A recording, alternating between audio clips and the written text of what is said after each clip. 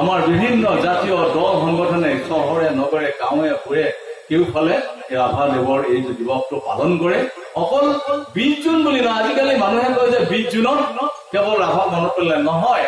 ৰাভাদেৱ আমাৰ অসমীয়া মানুহৰ জাতি জনজাতি জনগোষ্ঠীৰ প্ৰত্যেকৰে হৃদয়ে হৃদয়ে বিৰাজমান। তেখেতে সঁচা অসমীয়াৰ হৈ কাম কৰিছিল।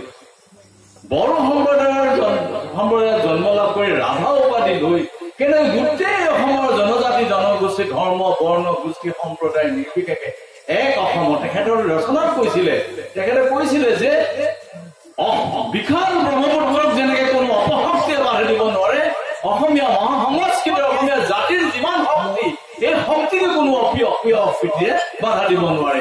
ক্ষণিক সাময়িকভাৱে প্ৰত্যাহ্বান আহে, কিন্তু এইবিলাক কৃত্ৰিম প্ৰত্যাহ্বান।